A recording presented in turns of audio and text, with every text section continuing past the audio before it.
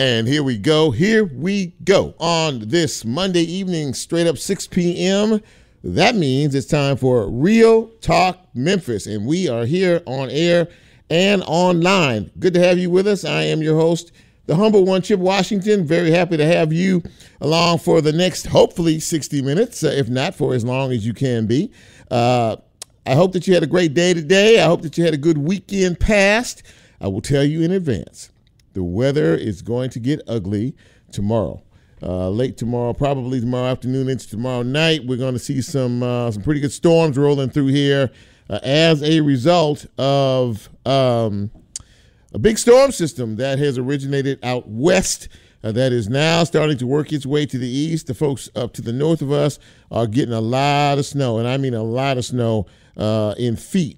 And it's going to be really hazardous in terms of travel and things like that for the next several days as it continues to roll across the country. We're not going to see any snow, but we will see some rain and some thunderstorms. So don't be surprised if you see a lot of alerts tomorrow around here, especially in the evening time. But I digress. As I said before, it is very good to have you with us. I think we have a good show for you tonight. But in terms of how you can connect up with us, well, you can do that a number of ways. Right now, we are live on the radio, 91.7 on your FM dial, WYXR. You can also catch us live on the TuneIn app, TuneIn. You can catch us live there. We are also on the WYXR.org app. And as we do generally each and every week, we're on Facebook Live. We will be on YouTube tomorrow, and when the show is posted by the station, we will be our podcast. We're a podcast, so as we are our podcast, after tomorrow afternoon, you can catch us wherever it is you get your podcast. Good. So a lot going on out here today. In particular, let me run down the guest list for you. Our first guest in just a few minutes will be someone who's never been on our show before. He is the city councilman, Frank Colvett Jr., and he's going to talk a lot about what is happening in terms of the city issues, and more importantly, big discussion about a couple of issues, juvenile crime and the speeders on these interstates. I have some questions for him about that. A little bit later on, we're going to be speaking with Reverend Melvin Watkins from Mount Vernon Baptist Church. There is a big revitalization effort going on in Westwood and the Westwood community, in particular where the old Twin movie theater used to be, drive-in, back in the day. It's been gone for a while now, but that whole area has deteriorated and is really nothing there. Well, Reverend Watkins is one of the folks who is heading up a revitalization organization out there in Westwood, and a big project out there, and he'll tell us all about that and what he hopes to gain from it. And in the second half hour of the show, we will be speaking with Justin J.Pearson. And Justin is a community activist, and of course, he was the leader of the Memphis community against the pipeline issue last year, which was a big issue, and they managed to defeat that effort. Well, Justin has received a very big honor courtesy of The Root magazine. He is part of the Root 100, which is the most influential African Americans in this year, 2022. He has made that list as the only Memphian. So that, my friends, is a very big deal, and we're going to talk with him about that. He's only 27 years old, and he's already making big waves out there and getting national attention. So we will get to all that shortly, but first we want to celebrate your current trip around the sun. If you made it, congratulations to you. Of course, this past weekend, Taya Palacio, who hosts a show on this radio station Saturday nights at 8 p.m. You should check it out. It's a good show. She celebrated her birthday on Saturday. But for the remainder of you, whether it's today or this week, we have a little special thing we like to do called birthday shout-outs. But I can't do that until I say, hit it, Lola. Happy birthday!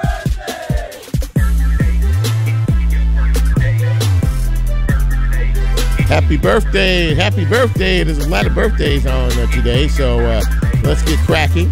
Happy birthday to Mr. Michael Scruggs. Michael, happy birthday to you, sir, on this day.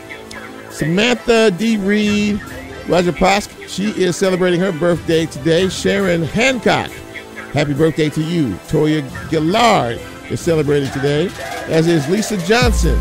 Sybil Haywood Rainey celebrating her birthday today. Sandy Ring, Stephen Howell, Patricia H.M., Sharonda Lane, Ayana Johnson celebrating today, as is Karen Todd, Gabriel Jones, and Mr. Brett Thompson celebrating a birthday today. Lola, do you have a birthday or two you'd like to share today? No birthdays from Lola today, but to each and every one of you, a very, very happy birthday. I hope you celebrated big and great and had a lot of fun. Of course, from all of us here at Real Talk Memphis, we hope to be here next year to celebrate your next trip around the sun. Congratulations and happy birthday. Thank you, Lola. So as we start the news and notes here this evening, I want to take special note of someone that we are all thinking about. He is the head coach of the University of Mississippi State University, head football coach Mike Leach had what is categorized as a massive heart attack yesterday afternoon. He was rushed to the emergency room, and as of right now, his standing is he is in critical condition. So we don't really know what all of that means, but we are lifting him in prayer, and we are lifting his family and his friends, as all the folks on the football team, everyone who is very concerned at this hour, in prayer for football coach Mike Leach, 61 years old, had a massive heart attack apparently yesterday afternoon, and is in critical condition at the University of Mississippi Medical Center. So we'll keep an eye on that situation and let you know if we hear anything. Meantime, there has yet to be a decision. You know, I told you last week about the two 15-year-olds, now actually one is 16 years old, that were involved in the shooting death and carjacking of Reverend Artura Eason Williams. Well, they were back in court this morning, and it looks as if a decision has been made on moving this thing forward, and they'll be back in court on the 20th, which is next week. And so according to, before we changed administration, Amy Wyrick, who was the DA, was poised to transfer them to adult court. It looks as if, because we have new leadership now in the DA's office and the juvenile court area, it looks like things are starting to move in that direction. When asked about it, the DA's office said they are looking to seek transfer, which again could happen next week. And I think juvenile court is co-signing on that as well. So we might see some movement in reference to this. This would be, precedent setting. The law states that if you're between the ages of 14 and 17 and you commit a serious crime like murder, you can be transferred to adult court. So we shall see what happens on the 20th in reference to that.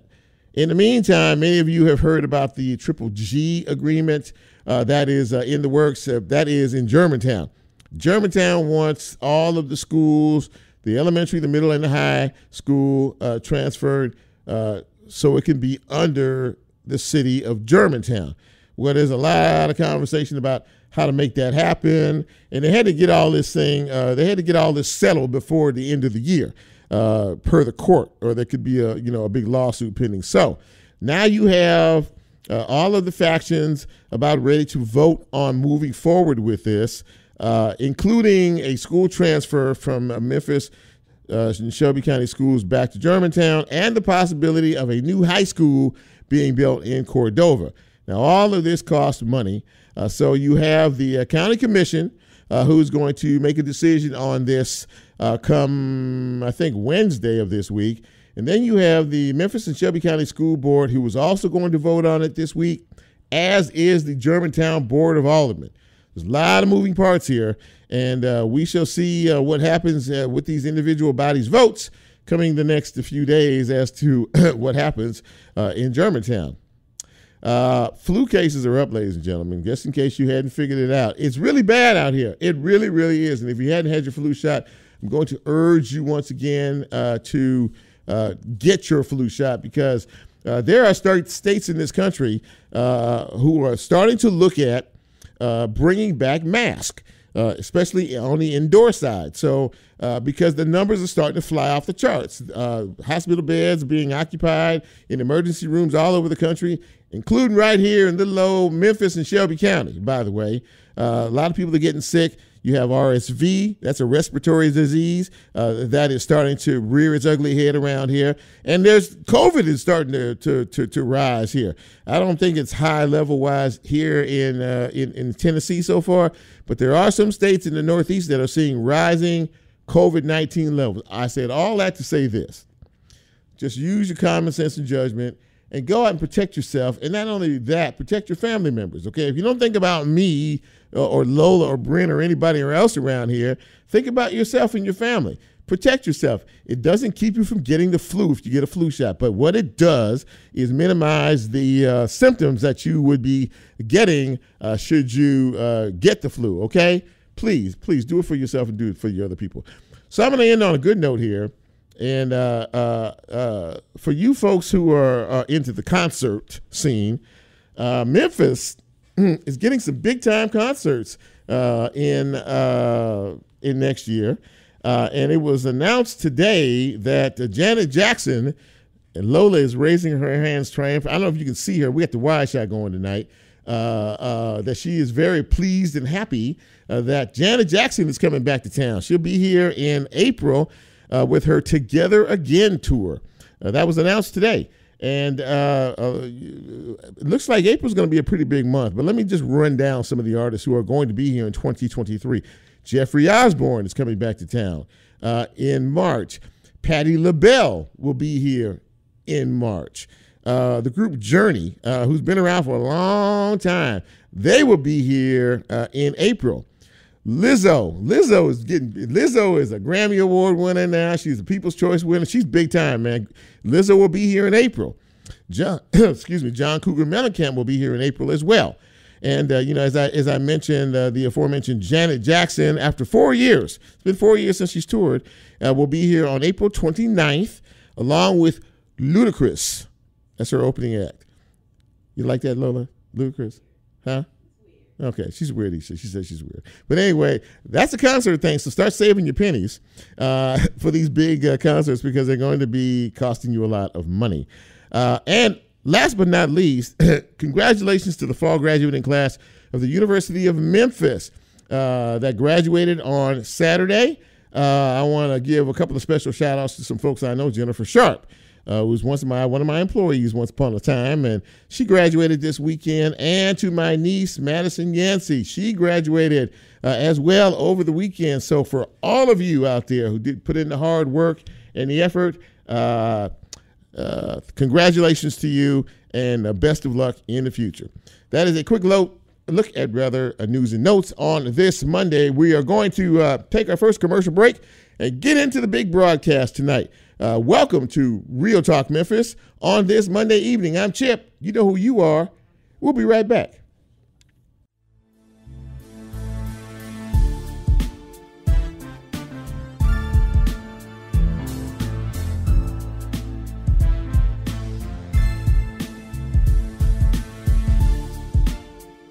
If you like Real Talk, here's a way you can get involved. Do you have a show topic idea or suggestion? Want to be considered a guest or have a guest idea? Then send Chip a message on his Real Talk show page and you can be a part of the Real Talk experience. So as he always says, go out and tell somebody. We'll be right back.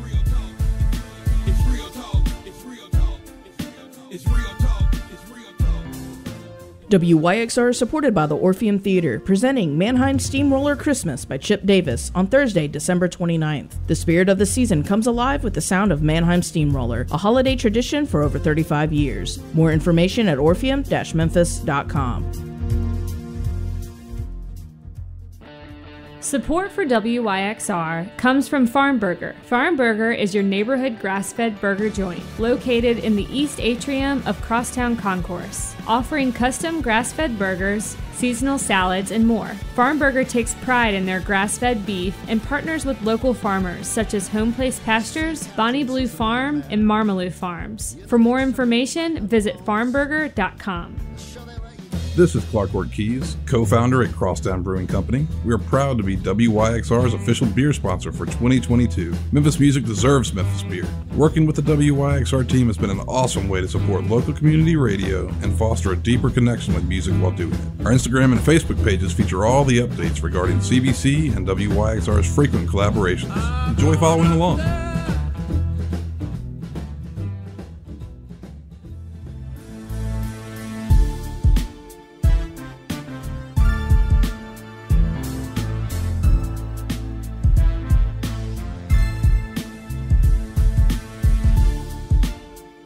Get Real Talk on the TuneIn mobile app under WYXR, and he's now streaming live on Facebook. And you can also catch a rebroadcast on YouTube. Just put WYXR in the search box and hit subscribe.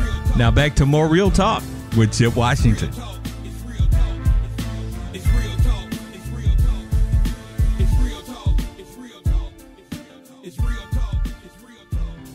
And welcome back to Real Talk Memphis on this cool Monday evening. Chip Washington here. Very happy to have you with us, and very happy to have my first guest with us. He's never been a guest on my show before, so I'm really happy to have him. He is one of our city councilmen. He is Frank Colvett Jr. From District 2. And Councilman Frank, thank you so much for coming on Real Talk tonight. It's good to see you, and it's good to have you. Good to be here, Chip. Thank you for having me. Yes, sir. Yes, sir. Well, first of all, one of the reasons why I wanted you on the show is to talk about an issue that is really, important to a lot of us these days, and that is these speeders out here on the interstate and the guys doing the donuts in the middle of the street and things like that. I read a quote from you which intrigued me enough to want to reach out to you about how angry, not only you but a lot of your fellow city council folks and just really a lot of us in the city and the county are just so tired of, because it's so dangerous. And it really is a menace to us. Talk to us about kind of your feelings in reference to that. Well, Chip, again, thank you for having me.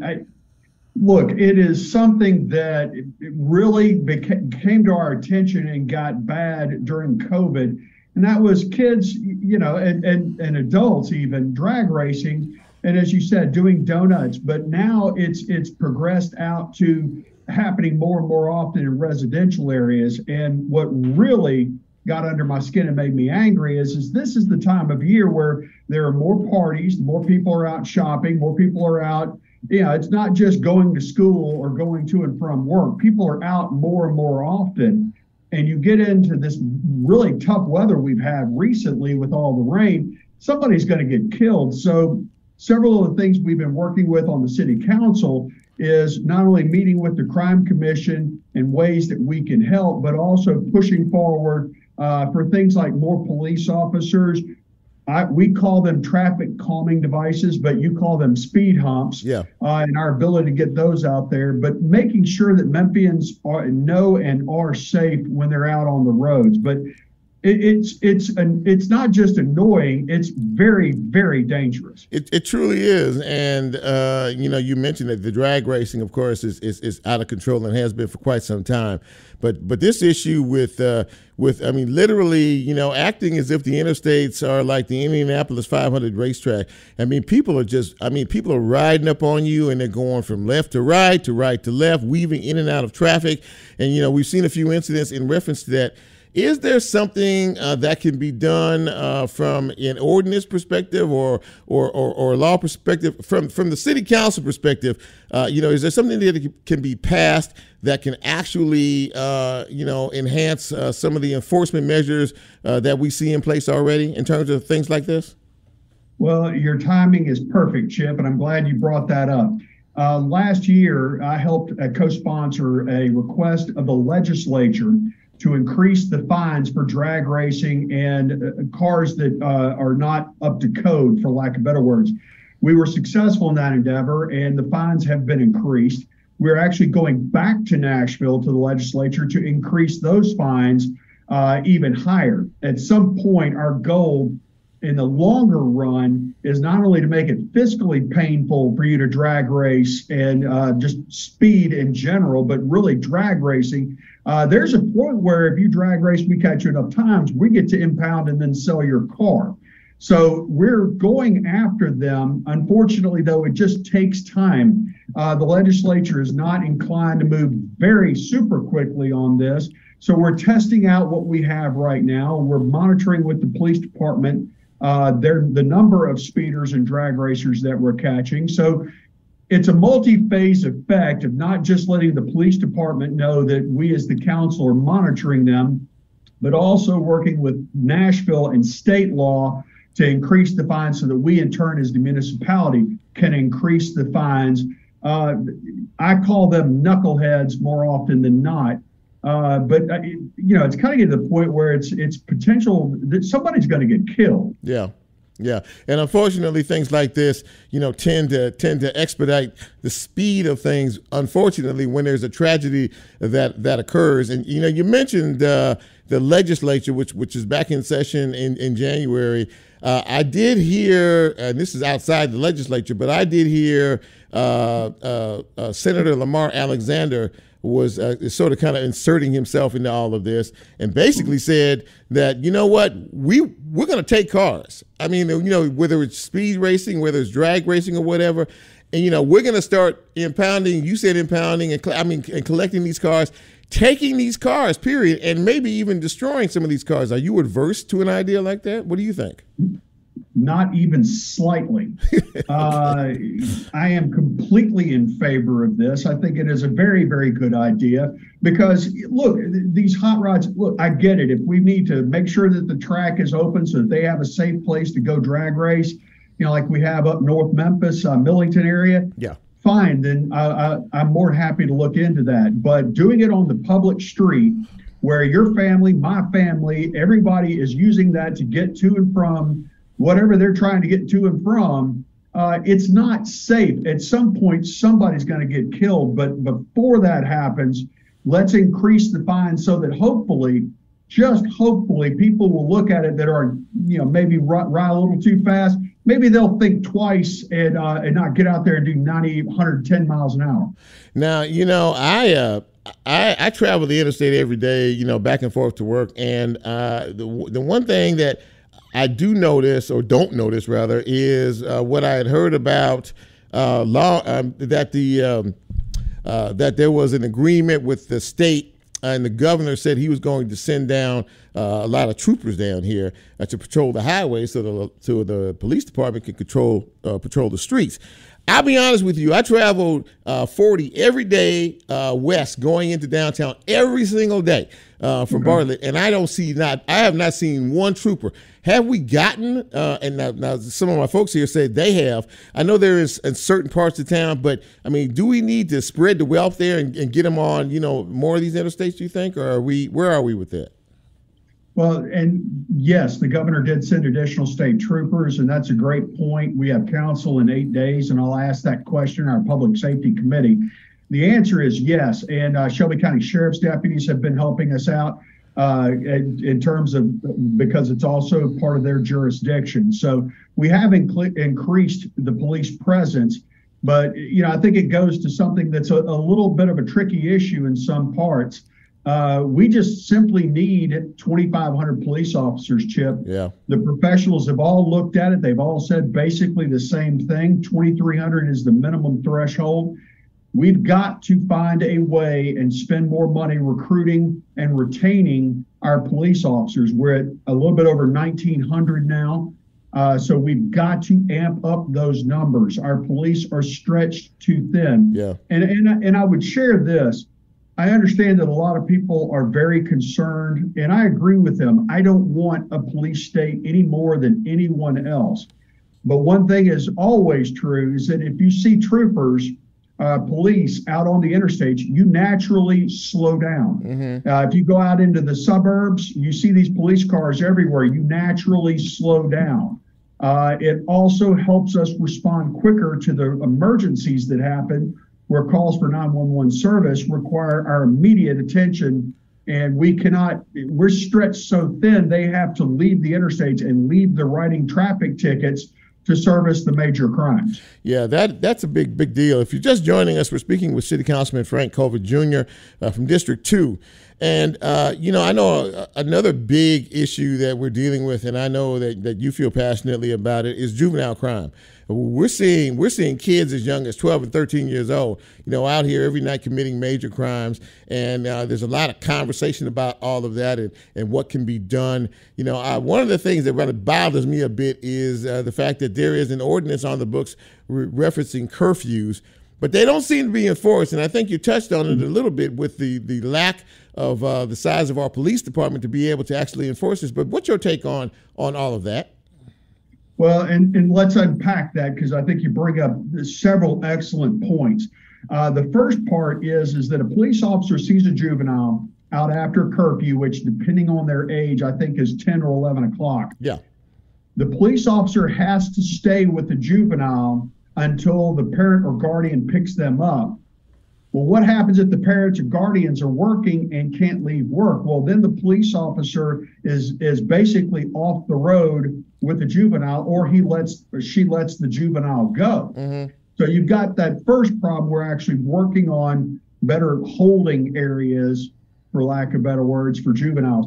But then you go into the part two, and this is a program, I call it walking and chewing gum. Our first thing, I think, in the immediate term is we need more police officers. Simply put, not a police state, but to enforce the laws. Mm-hmm. Okay. Mm-hmm. But the second most important, or at the very least equally important, is we have to have things in our, what I call the ecosystem, in our social system, things like the Boys and Girls Clubs that are there for our juveniles and our young folks, not just while they're in school, but after school. It's these programs, and I'm a huge fan of Boys and Girls Clubs and all the great things they do, but it is those sorts of programs that help those kids at a younger age not make bad decisions. If you look at Boys and Girls Club's graduation rate, it's through the roof. If you look at their graduates' ability to get second higher education or go to the military or get a job, it is absolutely through the roof, Chip. So it's a two-part effort with our juveniles in that we need more police. It keeps kids from doing knuckleheaded things. But two, we've got to have the social network built out and built out further, things for these kids to do. Because, and I'll close on this, Chip, because it's something I think we can all agree on. Yeah. The modern family is so different, even different from when I grew up, Chip. I think, I don't know how old you are, but when you grew up, yeah. These kids, if they go home, the parent or parents aren't home. It's having those positive role models, not just our parents growing up. My coaches, all it took was one phone call from my mom to my coach, and I was running gassers. Mm-hmm. They didn't even know what I did wrong. They just know my mom called and said I had done wrong. Mm-hmm. So it's these sorts of positive role models that provide the direct, I think, positive influence on the kids to make the right decision. So it's a walk and chew gum thing in terms of public safety in our youth. You're hastening back to a time when it took a village to raise a child, and I think if we revisited that today, that might help us in situations like this where folks are involved. But at the essence of what you just said, it really is the family's responsibility, the parents' responsibility, for their children to make sure that their children have the proper alternatives other than getting in trouble in the streets.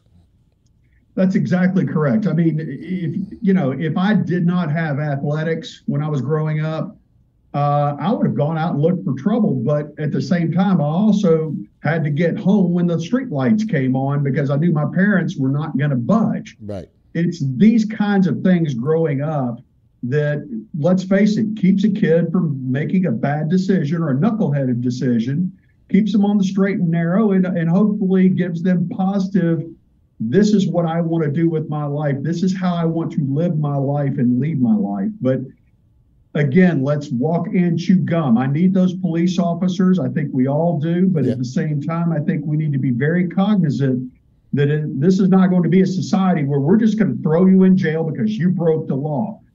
We've got to think bigger picture, longer picture than that.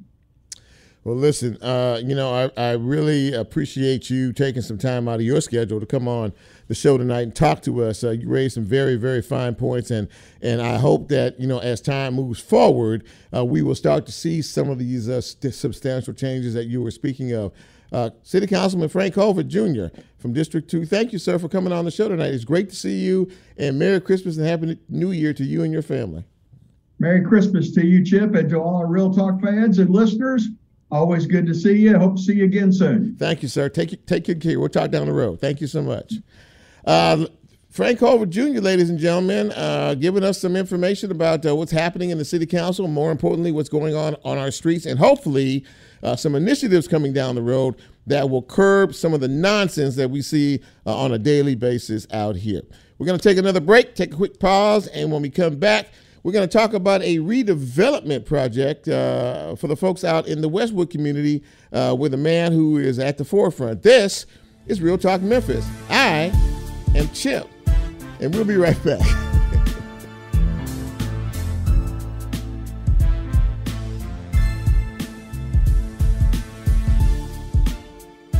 If you like Real Talk, here's a way you can get involved. Do you have a show topic idea or suggestion? Want to be considered a guest or have a guest idea? Then send Chip a message on his Real Talk show page and you can be a part of the Real Talk experience. So as he always says, go out and tell somebody. We'll be right back.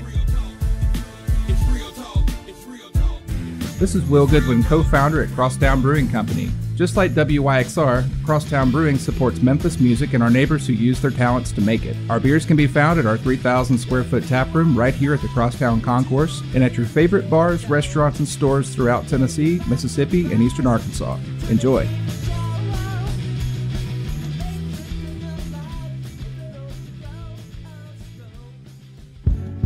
Music meets you wherever you are. A great record finds you, and the trick it pulls off is that it records you. The music always remembers who you were when it first hit you, and for the rest of your natural-born life, wherever you go, music can take you back to whoever you were. At Loaded for Bear, the way we approach art and brand design is to find our clients wherever they really are, meet them there, and create lasting work that captures who they are. Just like y'all, we're from Memphis, and we're listeners. Loaded for Bear is proud to ride for WYXR and community radio anywhere. WYXR is supported by GPAC, presenting Australian guitarist Tommy Emmanuel on Friday, January 13th. Tommy Emmanuel is known for his fingerstyle technique, live performances, and use of percussive effects on the guitar. More information at gpacweb.com.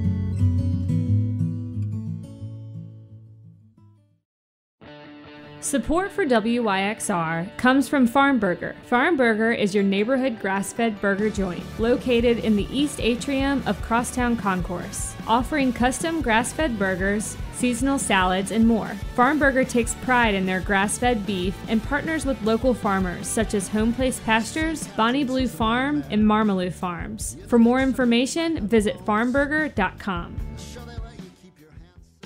WYXR is supported by Shell Days Music Festival, presented by Mentho, April 21st and 22nd at Overton Park Shell. Shell Days will feature 2 days of music with Trampled by Turtles, Southern Avenue, Leftover Salmon, Neil Francis, Paul Thorne, and Bailey Bigger. More information at menthopresents.com. This is Clark Keys, co-founder at Crosstown Brewing Company. We are proud to be WYXR's official beer sponsor for 2022. Memphis music deserves Memphis beer. Working with the WYXR team has been an awesome way to support local community radio and foster a deeper connection with music while doing it. Our Instagram and Facebook pages feature all the updates regarding CBC and WYXR's frequent collaborations. Enjoy following along.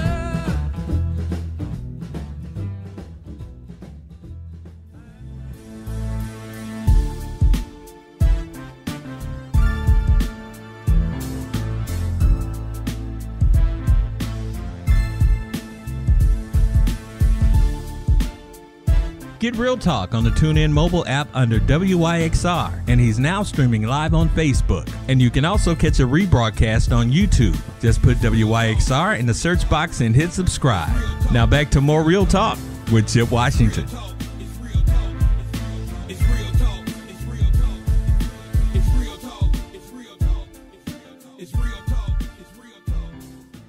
And welcome back to Real Talk Memphis on this Monday evening. And, you know, at the beginning of the broadcast, I said to you that one of the big things that's going on out here is a lot of folks getting sick.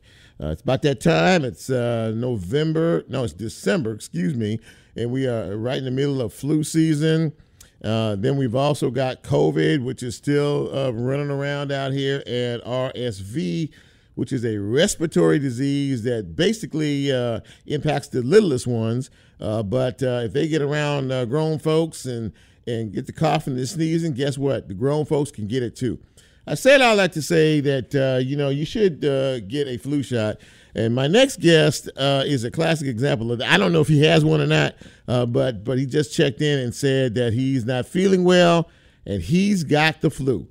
So he won't be joining us tonight. That person is Reverend Melvin Watkins from Mount Vernon Baptist Church. But I can quickly go over kind of what we were going to discuss. Some years back, the Twin movie theater out in the Westwood area, not too far from Mount Vernon, was torn down. That movie theater was big time back in the day, way back in the day. A lot of folks used to go to the drive-in movie theater. Well, it's been torn down for quite some time, and there has been no revitalization effort in that area to kind of want to address that issue. Well, he is part of a group, an organization that is trying to revitalize the Westwood community out there. They formed a group. They're trying to get together. They've been working with the city and the county, to try to purchase that land, about 20 acres worth, so they can redevelop it out there. They don't have I talked to him about this before. The plans are to try to get a grocery store out in that area, to try to get a bank out in that area, to try to perhaps have a police substation in that area. Shops and services, which are definitely necessary. We have too many areas in this town. Some of our older parts of town, we're talking about, Smoky City and Orange Mound and New Chicago and a lot of other areas like that, which are depressed. And they don't have a lot. And a lot of folks who live in those areas have to travel a long way just to get services like, fresh groceries, go to a grocery store, or a lot of other places. They're also talking about, with this project, to build a library and a community center, which is desperately needed. And again, going back to the first conversation we had with Councilman Frank Colvett, giving our children something productive to be able to do, to be able to, fulfill some time out there instead of being out there on the streets. Now, I'm going to say this before our next guest, joins me in a few minutes, that the police chief said the other day, C.J. Davis, when she was looking at the statistics of the juvenile crime, which has really started to escalate, out of control around here. If you look at some of the ages of the kids who are committing these crimes, 15, 16-year-old, maybe 17-year-olds, if you look back on they have a criminal history. A 16-year-old has a criminal history going all the way back to when they were 11, 12 years old, committing crimes at 11 and 12 years old.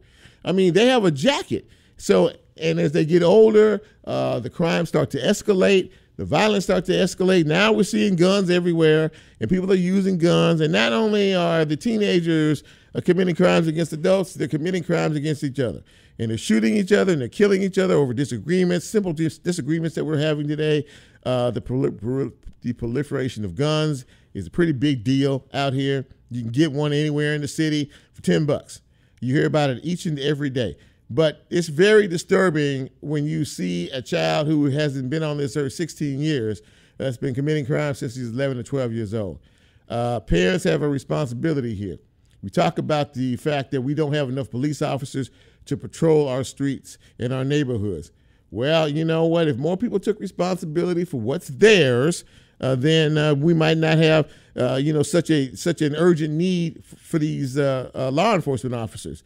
Councilman Colvett talked about a police state. None of us want to see a police state, but when we're 1,900 law enforcement officers and we need 2,400, that's a pretty good deficit, And it's hard to recruit because you're not only trying to pull folks here, but you're trying to pull them from across the country. And a lot of folks don't want to come from across the country to come here to protect and serve.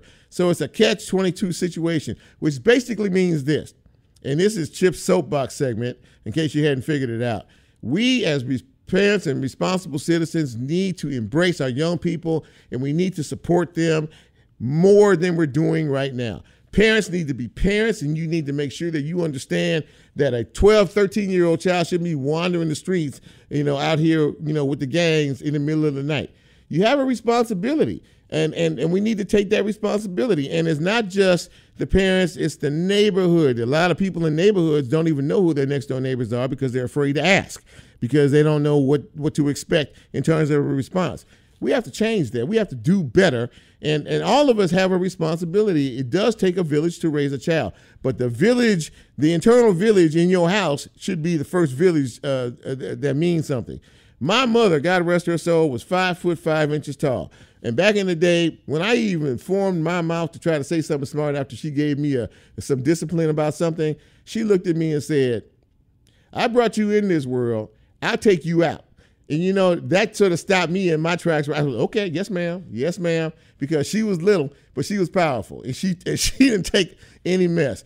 I said all that to say we need to do better as a family, and we need to do better as a community as a whole. Our kids need our help. Our kids need love, and they need attention, and they need somebody to let them know that we care about them, okay? Okay. Having said all that, I'm going to take another commercial break, and when I come back, hopefully we will have Justin J.Pearson, who joins us, and talk about somebody who's young and dynamic. That's a description of him. If you use those two words and you looked him up in the dictionary, you see his face. This is Real Talk Memphis for a Monday night. I am Chip. You know who you are. We're going to take a quick break, and we'll be right back.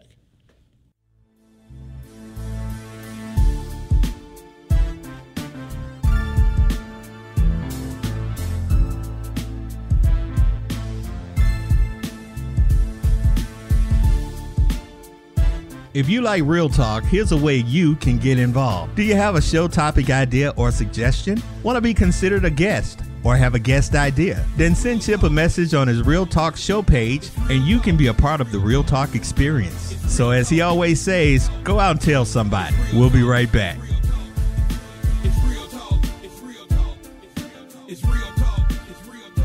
WYXR is supported by the Orpheum Theater, presenting Mannheim Steamroller Christmas by Chip Davis on Thursday, December 29th. The spirit of the season comes alive with the sound of Mannheim Steamroller, a holiday tradition for over 35 years. More information at orpheum-memphis.com.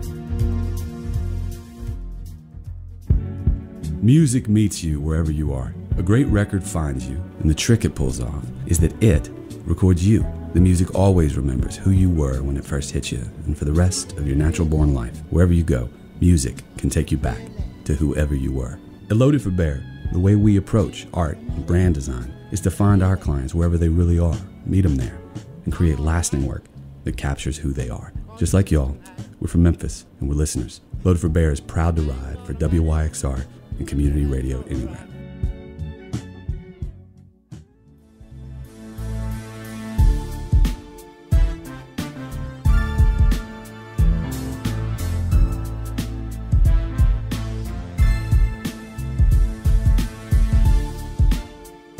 Get Real Talk on the TuneIn mobile app under WYXR, and he's now streaming live on Facebook. And you can also catch a rebroadcast on YouTube. Just put WYXR in the search box and hit subscribe.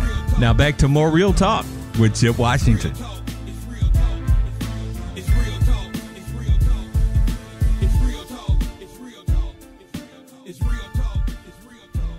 And welcome back to Real Talk Memphis on this Monday evening in the city. Good to have you with us. I'm Chip.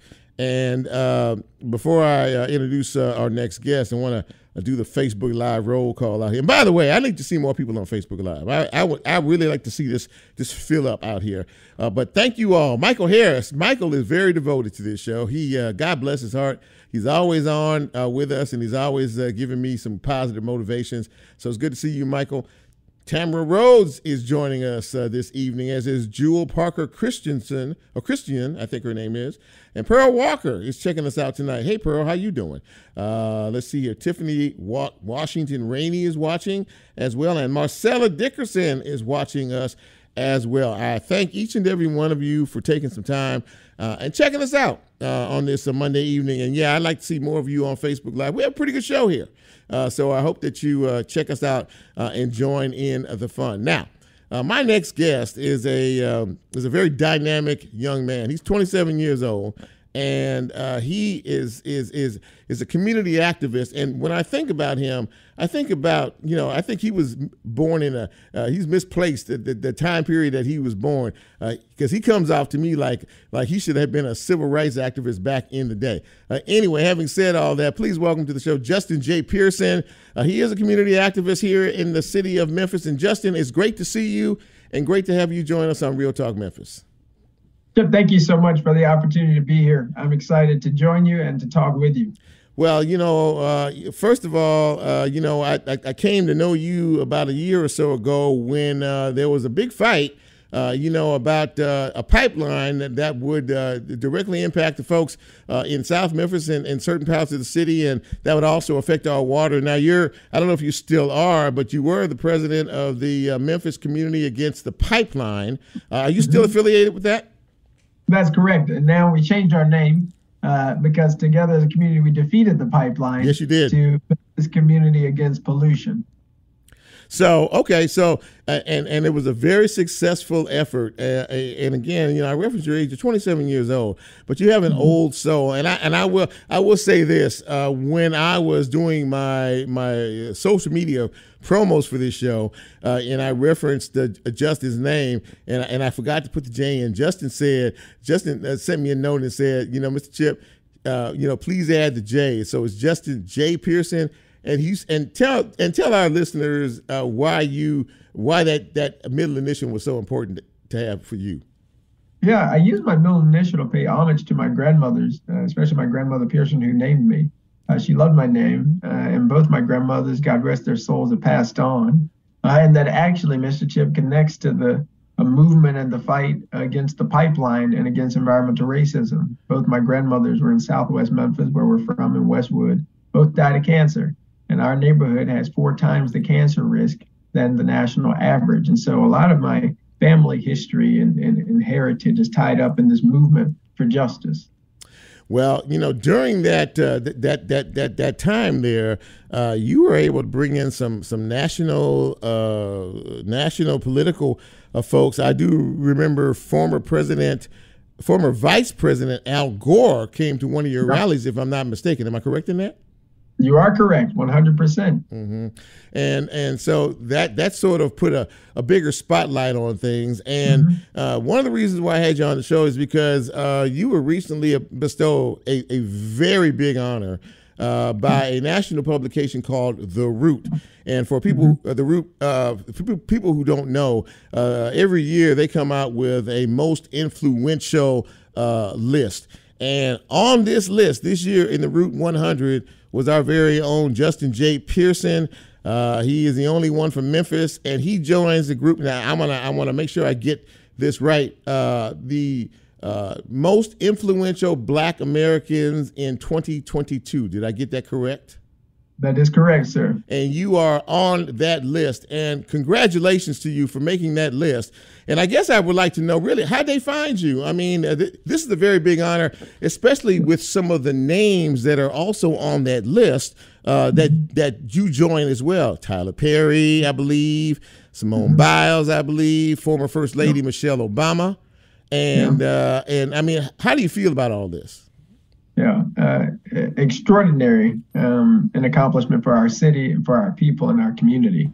My name might be on the list, but that's a representation of a lot of names of folks in Boxtown and Westwood and Walker Homes, West Junction, and across this city that rallied and have organized. It was to stop the pipeline, but then it's to center the voices of communities that have been marginalized and that have been excluded, elevating the issues of poverty, elevating the issues of systemic racism in meaningful ways. And so, I mean, any day you wake up and your name's on a list with First Lady Michelle Obama is a pretty remarkable day. And so to be recognized and to have our name on that list and to have our city represented was a deep honor. And I'm just humbled to serve.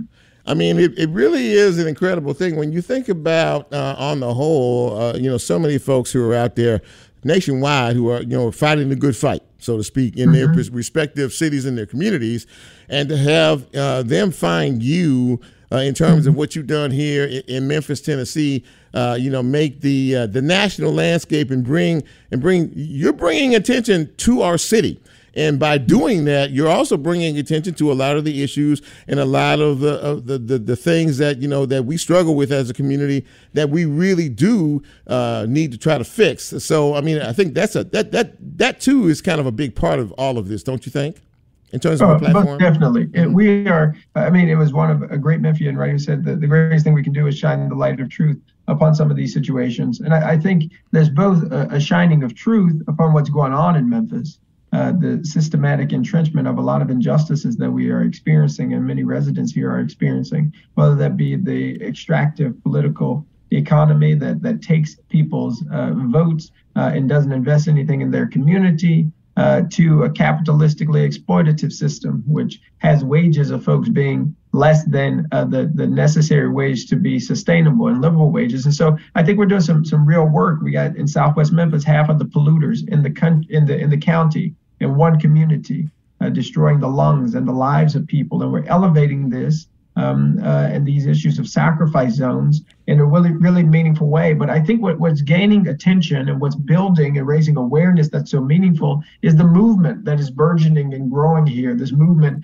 as I call it, of resurrection. I think for quite a long time, Memphis has had the shadow of the lynching of Dr. King lingering over our city. And we have a lot of the issues that Dr. King spoke about many, many years ago, 50 plus years ago, but there's something happening here in this moment in time. And he said this, Mr. Chip, a few days before he was assassinated here. He said, the movement lives or dies in Memphis. He said that to his team when they were telling him, don't go to Memphis. He screamed at them, yelled at them and said, the movement lives or dies in Memphis. And what I think the country is recognizing, what I think people around the world even have recognized is that what is happening in Memphis, this movement that's building in Memphis matters. And it is changing the narrative that multi-billion-dollar corporations can keep taking our land and potentially destroy our water. It's changing the narrative that the Tennessee Valley Authority can force us to sign never-ending contracts and give away all of our power. We're changing the narrative in a really meaningful way as a majority Black African-American community in ways that are subversive, I would say, to the status quo. And people are taking note of that. And that's because of the people-powered movement that each and every one of us are choosing to be a part of and choosing to push. We're speaking with Justin J.Pearson. He is a community activist, and we've been talking about several of the issues that he is passionate about. And some of the things you just said, take me back to the days of the power of the civil rights movement, not only in this country but particularly in our city. And I would hasten to say that Dr. King is one of the folks that inspire you in terms of your tone and your message for today. I would definitely say that Dr. King, Fannie Lou Hamer were activists who saw what was wrong and chose to speak up. And it is really important to remember this other thing that I've been really intentional about, Mr. Chip, is also where folks come from. Dr. King's mother, Christine Williams, was her parents were in essence the founders of Ebenezer Baptist Church, grew it into the church that it became before Dr. King was born, right? Mother King educated his daddy, her parents did, and so we all come from somewhere, and I have to give special credence to my touchable leaders and touchable angels and my own parents, Kimberly Owens Pearson and Jason C. Pearson, who had kids as teenagers and have went on, thanks to the prayers and hard work of my grandmothers and others before them, to earn master's degrees. And my mom's working on a doctorate in education. There is a need for leaders right now, and right in our midst and right in our families, there are people who continue to inspire me, in addition to the icons of the movement like Nina Simone and Maya Angelou. Mm-hmm. Before I let you go, you have decided to take this local movement on another level. You have plans. You have some plans looking ahead. What are those exactly? Yes, sir. So I'm excited to share with you and your listeners that I am running for elected office to serve District 86 as the state representative in the Tennessee House. And the election's coming up in January 4th through 19th, early voting, and January 24th is the final day of voting in the primary. We have to take this movement and grow it. The issues that we're facing are not singular to us.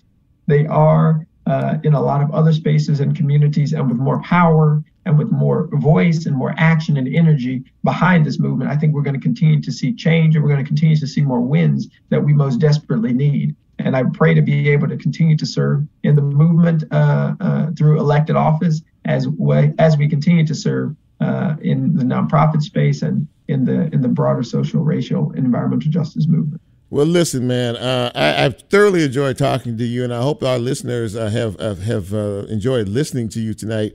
Congratulations on this really big honor for the Root Magazine to recognize you as one of the most influential Black Americans in 2022. I know you're going to have a bright future ahead, whatever and wherever it takes you. Thanks for coming on the show tonight, man, and congratulations from all of us here, and best of luck in the future. Thank you so much. A complete honor. Thanks for having me, and I look forward to continuing to talk and continue to make justice together. Absolutely. Thank you so much. Justin J.Pearson, ladies and gentlemen, what a way to wrap up the show. That's a fine young man right there. I mean, he is sharp as anything. And boy, I tell you, he takes you back to a different time. And I don't think he's going to settle for anything less than just getting what we deserve as a community. And I see big things ahead for him.